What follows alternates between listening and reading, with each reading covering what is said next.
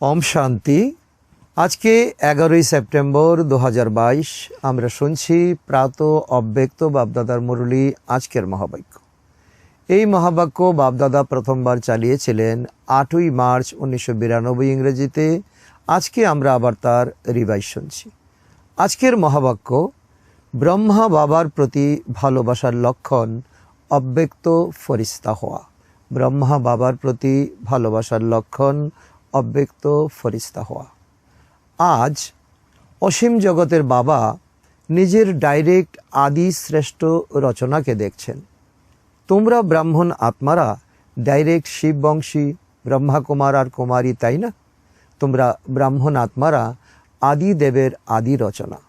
সেই জন্য কল্পবৃক্ষে ব্রাহ্মণ ফাউন্ডেশন অর্থাৎ মূলে দেখানো হয়েছে। নিজেদের অবস্থান দেখেছ তো না? আমরা ব্রাহ্মণরা অবশ্যই জানি ভগবান আমাদের কোন স্থানে রেখেছেন।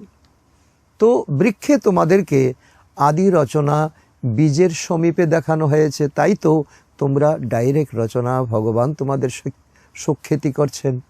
অন্য আত্মারা ডাইরেক্ট মাত পিতা অর্থাৎ শিব বাবা এবং ব্রহ্মা মাতা অর্থাৎ ডাইরেক্ট পরমাত্মা রচনা নয়, পরমাত্মা আমাদেরকে স্বীকার করে নিয়েছেন। তোমরা মাত পিতার ডাইরেক্ট রচনা। পার্থক্য আছে তো না? দুনিয়ার সকলের সঙ্গে তোমাদের অনেক অনেক পার্থক্য রয়েছে, রাত দিনের পার্থক্য রয়েছে। তোমরা আদি রচনা আর অন্য ধর্ম আত্মাদের রচনা, দুইয়ের মধ্যে অনেক প্রভাত রয়েছে, রাত দিনের পার্থক্য রয়েছে। তোমরা পরমাত্মা রচনা। নিজেদের রচয়িতা মাতা পিতা উভয়কে ভালোভাবে তোমরা জানো, বাকি কেউ জানে না। অন্য ধর্মের আত্মারা, তোমরা তোমাদের কাণ্ড থেকে তারা বেরিয়েছে, তনা থেকে তারা বেরিয়েছে। মূল ও তোমরা, আর কাণ্ড তোমরা। মূলও তোমরা, কাণ্ডও তোমরা। অন্য ধর্মাত্মারা তোমাদের কাণ্ড থেকে বেরিয়েছে।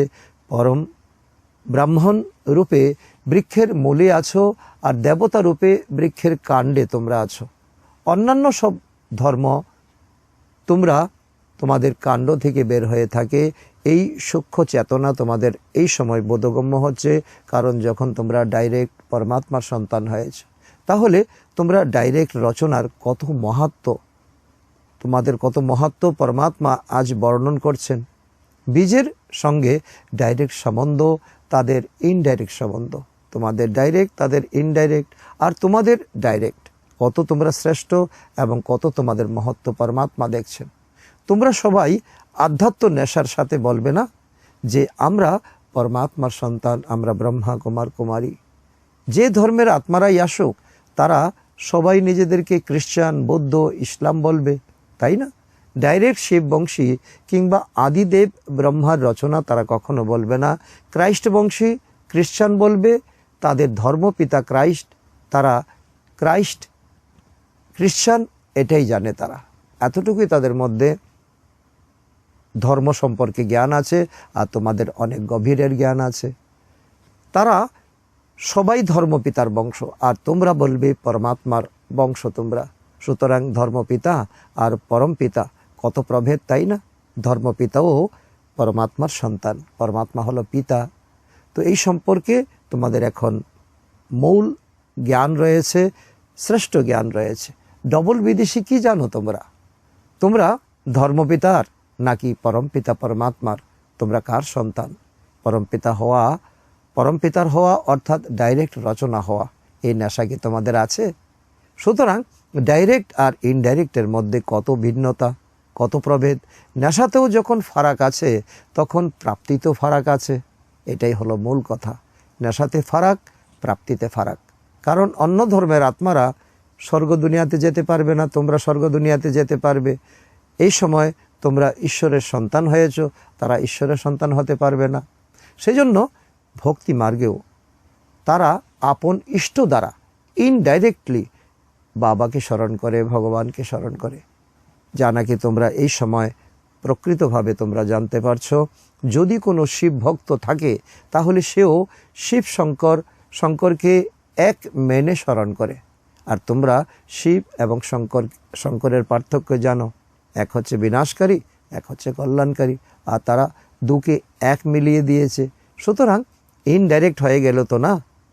জানেও যে রামেরও রামেশ্বর আছেন, কিন্তু তবু রামকেই স্মরণ করে। তো তাদের ভক্তি ইষ্ট দেবতাকে নিয়ে ইনডাইরেক্ট, আর তোমাদের ভক্তি ডাইরেক্ট। আর তাই তো ভক্তি ইনডাইরেক্ট হয়ে গেছে, তাই না? কেননা ভক্ত আত্মাদের রচনাও তো পরে আসা আত্মারা তাদের রচনা, আর এইভাবে তারা মেনে আসছে, এইভাবে তারা ভক্তি করে আসছে। তোমরা ডাইরেক্ট পরমাত্মা বংশী আত্মা, দাপরে ভক্তি করো, তাই তো না ছিনেও প্রথমে শিব বাবার ভক্তি করো, কারণ তোমরা শ্রেষ্ঠ, তোমরা এখন শ্রেষ্ঠ হয়েছ, এবং ভক্তিতেও তোমরা শ্রেষ্ঠ ভক্তি করবে। ব্রহ্মা, বিষ্ণু, শঙ্কর এই সূক্ষ্ম দেবতাদের পূজা পরে শুরু হয়, প্রথমে শিবের অব্যভিচারী ভক্তি শুরু হয়, আর যা তোমরাই শুরু করো, আদিতে নয়। সুতরাং সত্যযুগে ত্রেতা যুগে ভক্তি থাকবে না। সুতরাং অন্য আত্মাদের রচনাও হয় ইনডাইরেক্ট আত্মাদের দ্বারা, এমনকি তাদের ভক্তিও ইনডাইরেক্ট।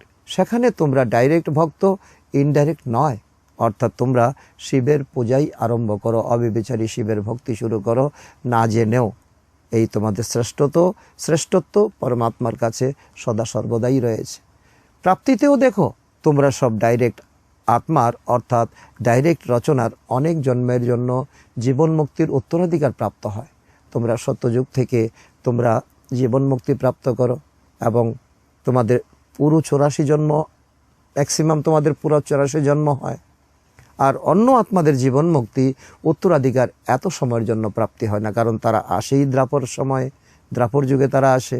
তোমাদের জীবন মুক্তি আধা কল্প চলে, আর অন্য আত্মাদের জীবন মুক্তি আর জীবন বন্ধ দুই আধা কল্পের মধ্যে প্রাপ্ত হয়। অনেক গুচ্ছ পয়েন্ট তো বাবা আজকে আমাদের সামনে তুলে ধরেছেন। আমাদের জীবন মুক্তি 2500 বৎসর, আর জীবন বন্ধ আমাদের 2500 বৎসর, আর অন্য আত্মাদের জীবন মুক্তি জীবন বন্ধ টোটাল 2500 বৎসরের মধ্যে। তাও সকলের জন্য নয়, তাও দ্রাপরের আদি থেকে যারা আসে সেই আত্মাদের হিসাব। পরে আসা আত্মাদের তো অল্প জন্মের মধ্যেই দুই প্রাপ্তি হয়। অল্প জন্মের মধ্যে তাদের জীবন মুক্তি, অল্প জন্মের মধ্যে তাদের জীবন বন্ধ অনুভব হয়। অত্যন্ত গুহ্য পয়েন্ট বাবা আজকে বিশ্লেষণ করছেন। আর বিশেষত এটাই যে তোমাদের জীবন মুক্তি অর্থাৎ তোমাদের গোল্ডেন এবং সিলভার এজ চক্রেরও গোল্ডেন সিলভার সময় হিসাবে প্রাপ্ত হয়। যখন তোমাদের গোল্ডেন এজ, তখন যুগও গোল্ডেন এজ, প্রকৃতিও গোল্ডেন এজ। চক্রকে ভালোভাবে জানো তো না? জেনে এখন তোমরা সেই পুরুষার্থ করছো। আর অন্য আত্মাদের যখন গোল্ডেন এজ, তো যুগ কপার এজ অথবা আয়রন এজের হয়। এটাই তোমাদের এখন পরিলক্ষিত করার সময়, এবং তোমরা এখন পরিলক্ষিত করছো। কপার এজে তাদের গোল্ডেন এজ হয়, আর তোমাদের গোল্ডেন এজে গোল্ডেন এজ হয়। এতটুকু ডিফারেন্স, এতটুকু প্রাপ্তি তোমাদের, এত শ্রেষ্ঠ প্রাপ্তি তোমাদের এখন হয়ে আসছে। কত পার্থক্য হলো না? রাত্র দিনের পার্থক্য। তোমরা শতপ্রধান, তো প্রকৃতিও শতপ্রধান। তারা রজপ্রধান প্রকৃতিতে শতপ্রধান স্টেজের অনুভব করে। রজপ্রধান প্রকৃতিতে প্রকৃতি যখন 5 তত্ত্ব যখন রজপ্রধান হয়ে যায়, তখন তাদের জীবন মুক্তি শুরু হয় শতপ্রধান স্টেজের। তারা তাদের প্রথম জন্ম, দ্বিতীয় জন্ম অনুভব করে। তো এটা অনেক বড় তাদের পার্থক্য, অনেক বড় প্রাপ্তিতে তাদের ঘাটা পড়ে যায়। সুতরাং ডাইরেক্ট আর ইনডাইরেক্ট রচনার কত প্রভেদ, তাই তো না? এত নেশা থাকে তোমাদের যে পরমাত্মা আমাদের কত গুহ্য পয়েন্ট এবং কত সুযোগ সুবিধা আমাদেরকে দিচ্ছেন। এই সময় আমাদেরকে ব্রাহ্মণ বানিয়ে আমরা ডাইরেক্ট পরমাত্মার রচনা, এই নেশা আমাদের থাকা উচিত। মায়া যাতে কোনো অবস্থায় আমাদের নেশাতে কোনো রকম ফারাক না ধরাতে পারে। সদা নেশা থাকে, নাকি কখনো কখনো নেশা চড়ে, কখনো কখনো নেশা কমে যায়, পার্সেন্টেজে ফারাক হয়ে যায়। কখনো 100% থাকে, কখনো 50%। কিন্তু কি থাকা উচিত? এটা কি হয়? যদি হয়, তাকে তোমাদের পরিবর্তন করা উচিত। সদা একরস থাকা উচিত তো না? তো উচিত কত সময় পর্যন্ত বলবে? সদা নেশা থাকে, এটা গর্বের সাথে বলো না, বলে থাকা উচিত। কিন্তু গর্বের সাথে না বলে যদি নর্মালভাবে বলো, তাহলে তোমাদের নেশা অনেক ডাউন হয়ে যায়। এটা হলো ঈশ্বরীয় নেশা, ঈশ্বরীয় প্রাপ্তি। সুতরাং সম্পূর্ণ হওয়া অর্থাৎ যার মধ্যে এই উচিত শব্দ সমাপ্ত হয়ে যাবে, সবার মুখ থেকে যেন এটা বের হয় সদা। তার জন্য কত বছর প্রয়োজন? বাবা জানতে চাইছেন। বাবা আমাদেরকে শ্রেষ্ঠ জ্ঞান প্রদান করছেন এবং সম্পূর্ণ জ্ঞান আমাদেরকে দিয়েছেন। এবং পুরুষার্থ করার জন্য বাবা বলছেন আর কত বছর তোমাদের চাই, কেননা তপস্যার বৎসর আরম্ভ করেছ। কারণ এটা ছিল 1992 ইংরেজিতে মরুলি, এপ্রিল মাসের মরুলি, কিন্তু 1991 সাল আমরা সারা বছর আমরা পুরুষার্থ করেছি, তপস্যা করেছি। এখন তো সমাপ্তির সময় এসে গেছে, কিন্তু যখন আরম্ভ করেছিলে তখন সবাই কি সংকল্প করেছিলে সম্পন্ন হয়ে যাব, এটাই ভেবেছিলে তো না? বছর সমাপ্ত হয়েছে, কিন্তু তোমরা সম্পন্ন হয়েছ কি, নাকি এখনো হতে হবে? কি তোমাদের হিসাব কোনটা? আর কত বছর দরকার তোমাদের? অন্যদের চ্যালেঞ্জ করো, অন্যদেরকে তো চ্যালেঞ্জ করো। সেকেন্ডে জীবন মুক্তি, জীবন মুক্তির উত্তরাধিকার নেওয়ার জন্য ঈশ্বরীয় বিশ্ববিদ্যালয়ে তোমরা পাঠ্যক্রম নাও, নাকি বলো 25 বছরের মধ্যে উত্তরাধিকার নাও? কখনো তো এটা বলো না। তো 12 মাসে কত সেকেন্ড, কত দিন থাকে, তা কি হিসাব করে দেখেছো? তাহলে তোমাদের সবাইকে সম্পন্ন হয়ে যাওয়া উচিত, নাকি এখনো আরো সময় চাই? রেজাল্ট কি বলে? কত বছর চাই সেটা বলে দাও, নয়তো দ্বিতীয় বছর সমাপ্ত হয়ে যাবে, তারপরও এই গীতি গাইবে এখন আরো সময় প্রয়োজন, কারণ 1992 সাল চলছে, এটাও শেষ হয়ে যাবে, আর তোমরা বলবে এখনো সময় চাই, এখনো সময় চাই। যা পরমাত্মা বলছে এটা কখনো বলবে না। আরো চাইয়ের এই গীত কত সময় চলবে? তো এটা আমাদের জন্য মোটেই সম্মানজনক নয়। গীতেরও দেখো, যখন বাবার গীত আমরা শুনি, তাও 3 মিনিট বা 5 মিনিট টাইম থাকে, তাই না? তপস্যার বছরে দৃঢ় সংকল্প করেছিলে, নাকি শুধু সংকল্প করেছিলে? দৃঢ়তার সংকল্প হলো সফলতা। তাহলে তো এই বছর তপস্যা করেও তপস্যা আরো ফোর্সের সাথে করতে হবে তো না? নাকি সেবা করতে চাও? দুটো করতে তোমরা অপারগ কি? অপারগ তো হওয়ার কথা নয়। তার মানে কর্মযোগী টাইটেল তোমাদের নেই। শুধু কি তোমরা যোগী, না তোমরা কর্মযোগীও বটে? বাস্তবিক পক্ষে সেবা তাকেই বলা হয়ে থাকে যার মধ্যে আর সকলের সেবা সমাহিত হয়ে থাকে, নয় কি? এটা অবশ্যই তোমাদের বোঝা উচিত। অন্যের সেবা করবে আর নিজের সেবায় অমনোযোগী হবে, তবে বাস্তবে তাকে যথার্থ সেবা বলা হবে না। সেবার পরিভাষাই হলো সেবার মেওয়া লাভ হওয়া। সেবা অর্থাৎ মেওয়া, অর্থাৎ ফ্রুটস, ফল, প্রত্যক্ষ ফল। সেবা করো, মেওয়া খাও, এটাই হলো বাবার সবচেয়ে বড় স্লোগান। যদি সয়ের ক্ষেত্রে অমনোযোগী হয়ে যাও, তাহলে সেই সেবায় পরিশ্রম হয়, খরচ হয়, ক্লান্তি হয়, কিন্তু প্রত্যক্ষ ফলরূপ সফলতা হয় না। এটা মনে রেখো। প্রথমে নিজের সফলতা হতে হবে, সেই জন্য অন্যদেরও সফলতা অনুভব হতে হবে, একসাথে হতে হবে, কারণ তোমরা কর্মযোগী। নিজের হবে আর অন্যদের হবে না, তবে সেই সেবাও যথার্থ সেবা নয়। কারণ বাবা বলে কি, স্বার্থপর হইও না, নিজেরও করো, অন্যদের জন্য করো। আবার অন্যদের হবে, নিজের হবে না, সেটাও যথার্থ সেবা নয়। কারণ অনেকে সেবা করে নিজের স্ব-উন্নতি করতে ভুলে যায়। সেবাতে সেবা আর যোগ দুই সাথে সাথে কেন থাকে না, তার কারণ কি তা খুঁজে বের করো। কারণ এটা যে সেবার প্ল্যান তো খুব ভালো বানাও, কিন্তু স্বচ্ছ বুদ্ধির সাথে প্ল্যান তোমরা বানাও না। এটাই বাবা দেখছেন আমাদের সেখানে ঘাটতি রয়েছে। প্ল্যান বুদ্ধি অর্থাৎ সেবা করার সময় নিমিত্ত ভাব আর নির্মাণ ভাব ছাড়া আর কোনো বিষয় যেন বুদ্ধিতে টাচ না করে, এটা যেন মনে রাখো। নির্মাণ করার সময় নির্মাণ অর্থাৎ নিরহংকার স্থিতির অভাব হয়ে যায়। যখন কোনো কিছু তোমরা বিল্ড আপ করো, তখন নির্মাণ স্থিতি, নিরহংকার স্থিতি তোমাদের থাকে না, মাইনাস হয়ে যায়। সেই জন্য নির্মাণের কাজ যতটা সফল করতে চাও ততটা সফল হয় না, সেই জন্য অনেক পিছিয়ে তোমরা যাও। সেই জন্য সেবার প্ল্যান বানানোর আগে তো স্বচ্ছ বুদ্ধি বানানো অতি আবশ্যক, যা আজকে বাবা আমাদেরকে অনেক বড় পয়েন্ট আমাদেরকে দিয়েছেন, চিন্তন করার পয়েন্ট দিয়েছেন, বিচার মন্থন করার পয়েন্ট দিয়েছেন। নয়তো প্ল্যান বুদ্ধি অর্থাৎ স্বচ্ছ বুদ্ধির পরিবর্তে যদি বুদ্ধিতে অন্য অযথার্থ ভাবের আবর্জনা মিক্স হয়ে যায়, তাহলে সেবার জন্য যে প্ল্যান বানাও তা রত্নজড়িত হওয়ার সাথে সাথে পাথর জড়িত হয়ে যায়। এটাও কিন্তু লক্ষণীয়। রত্ন আর পাথর মিক্স হয়ে যায়, নয় রত্ন জড়িত হবে তো একটা পাথর মিক্স করবে। কোনো জিনিসে 9টা যদি রিয়েল হয় আর একটা যদি আর্টিফিশিয়াল হয়, তাহলে ভ্যালু কি হবে? ভ্যালু মোটেই হবে না। যারা নেবে তাদের মনে আরও সংকল্প চলবে যে এই 9 রত্ন রিয়েল, তা কি মিক্স। কারণ নয়রত্নটা রিয়েল দিয়েছ, কিন্তু একটা যখন তোমরা মিক্স দিয়েছ তখন সকলের মনে এটাই সন্দেহ জাগবে। সেই কারণে সেবার প্ল্যানের সাথে সাথে প্রথমে স্বচ্ছ বুদ্ধির অ্যাটেনশন রাখো।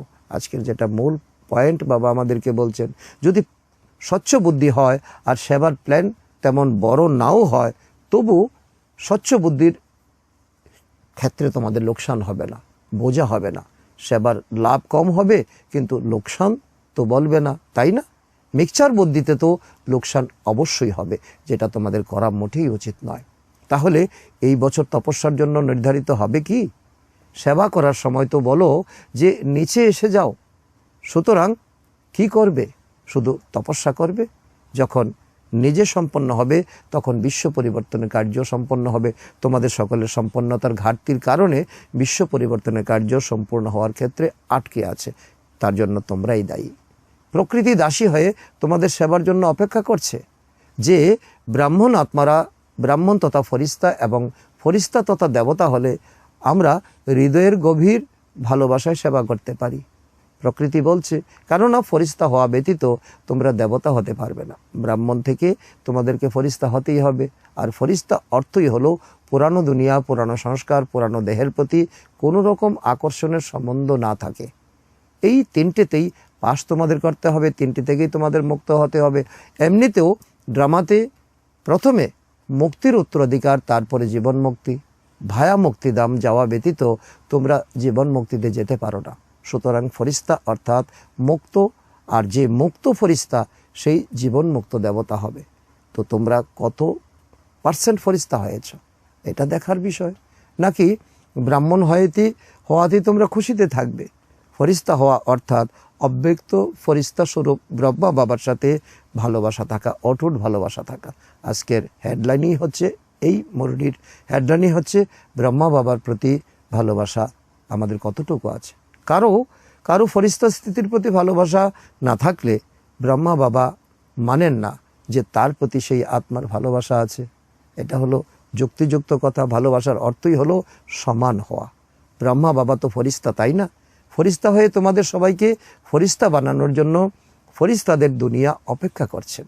ব্রহ্মা বাবা আটকে আছেন, অপেক্ষা করছেন। উনি তো মূল বতনে চলে যাননি, তোমাদের জন্য অপেক্ষায় আছেন। মুখে শুধু বলো না যে বাবার প্রতি তোমাদের ভালোবাসা আছে, এত ভালোবাসা আছে যে ভাষায় বর্ণন করতে পারবে না। কিন্তু ব্রহ্মা বাবা শুধু মুখের বলাতে খুশি নন, তিনি প্রুফ চাইছেন। বরং সমান হওয়াতে খুশি, বাবা খুশি হন। তোমরা কিছু যদি নাও করো, ব্রহ্মা বাবার মতো যদি সমান হও, তাতে ব্রহ্মা বাবা খুশি। তোমাদের জন্য আটকে আছেন। মুখে বলা ভক্তও তো অনেক আছে, কত ভালোবাসার গীত গায় তারা। এত ভালোবাসার গীত গায় যে অনেককে হাসাবেও কাঁদাবেও। তারা সবাই শুধু বলে আর তোমরা এক সমান তৈরি হও, এটাই হচ্ছে পার্থক্য। যদি তোমরা এখন এই বিষয়ে শুধু বলো তো বুঝবে যে ভক্তির অংশ এখনো রয়েছে। জ্ঞানী তো আত্মা, যোগী তো আত্মা বলা যাবে না তোমাদেরকে, কিন্তু ভক্ত যোগী আত্মা বলা হবে।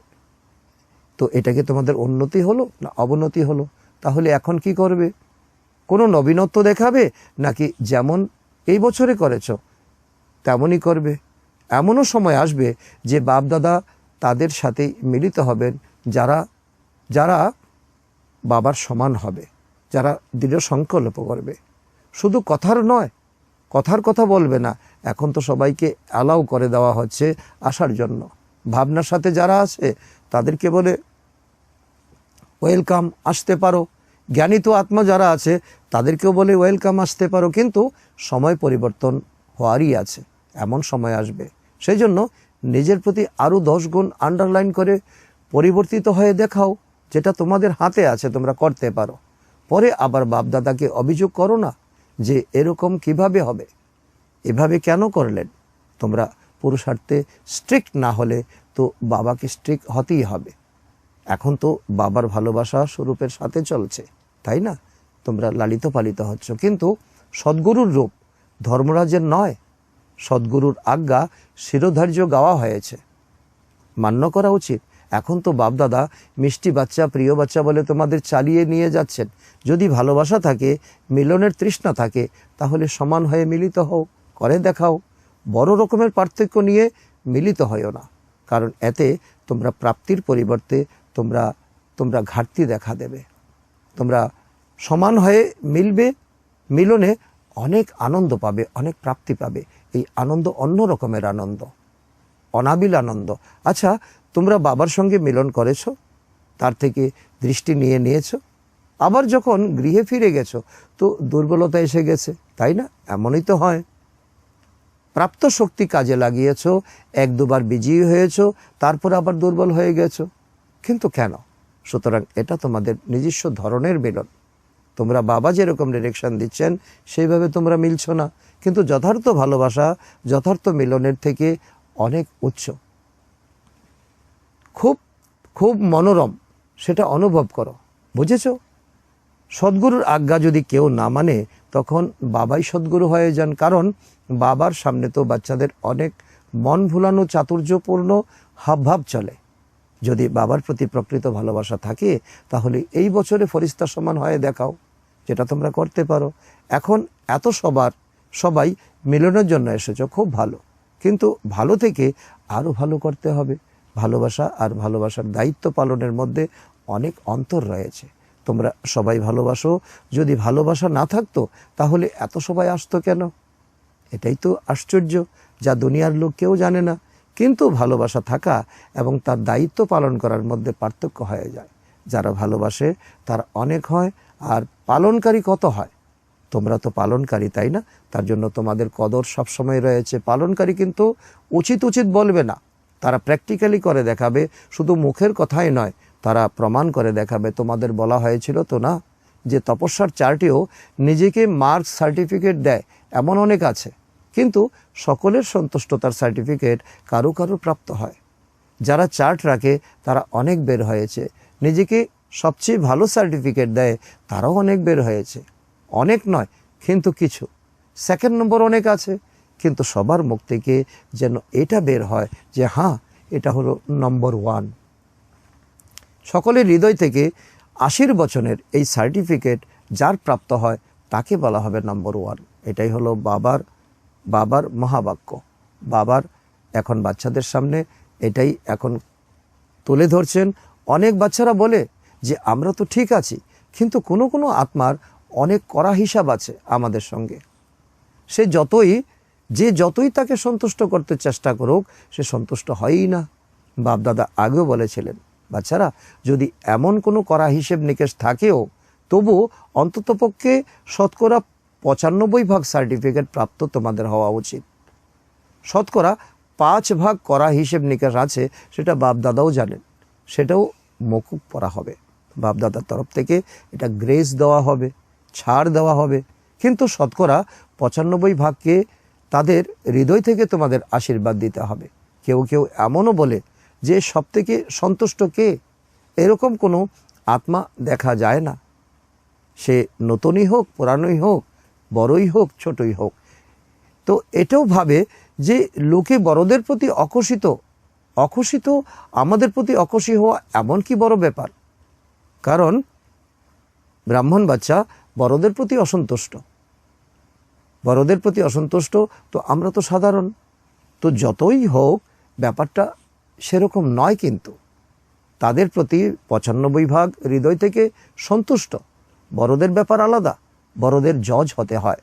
সুতরাং 2-এর মধ্য থেকে 1-এর ব্যাপারে হা বলবে তো সে তখন বলবে খুব ভালো, আর যাকে না বলবে সে বড়র জন্য কি বলবে?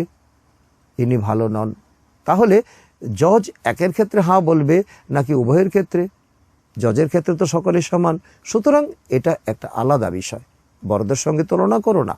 কিন্তু হৃদয়ের তপস্যা, হৃদয়ের ভালোবাসা, নিমিত্ত ভাব, শুভ ভাবের সার্টিফিকেট সামনে দেখো।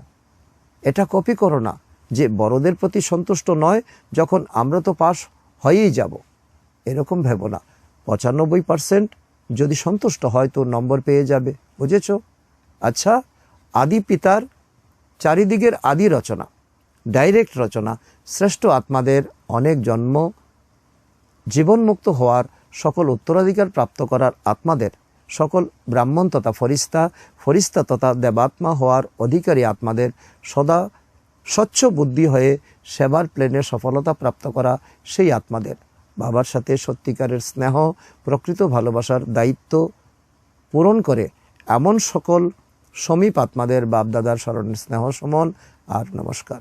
বাচ্চাদের তরফ থেকেও বাপদাদাকে আমরা জানাই স্মরণের স্নেহ সমন এবং সুপ্রভাত, নমস্কার। আজকের বরদান, কন্ট্রোলিং পাওয়ার দ্বারা তুফানকেও উপহার বানিয়ে যথার্থ যোগী ভব। কন্ট্রোলিং পাওয়ার দ্বারা তুফানকেও উপহার বানিয়ে যথার্থ যোগী ভব। তার অর্থ হলো যথার্থ এবং প্রকৃত যোগী সেই যে নিজের বুদ্ধিকে 1 সেকেন্ডে যেখানে যখন প্রয়োগ করতে চায় সেখানে প্রয়োগ করতে পারে। অস্থিরতার পরিস্থিতি হতে পারে, বায়ুমণ্ডল তমগুণী হতে পারে, মায়া তোমাদেরকে নিজের বানানোর চেষ্টা করছে, তবু সেকেন্ডে একাগ্র হয়ে যাওয়া, এটা হলো স্মরণের শক্তি। যতই ব্যর্থ সংকল্পের তুফান হোক না কেন, কিন্তু তুফান যেন সেকেন্ডে এগিয়ে যাওয়ার উপহার হয়ে যায়, এরকম কন্ট্রোলিং পাওয়ার হতে দাও। এমন শক্তিশালী আত্মা কখনো এই সংকল্প নিয়ে আসবে না যে চাই না হোক কিন্তু হয়ে যায়, বলতে চাই না বলে ফেলি, দেখতে চাই না দেখে ফেলি। আজকের স্লোগান, যোগযুক্ত আর যুক্তিযুক্ত কর্ম করেই বিঘ্ন প্রুফ হওয়া যায়। আজকের সমান, আমি যথার্থ যোগী আত্মা। আচ্ছা, ওম শান্তি।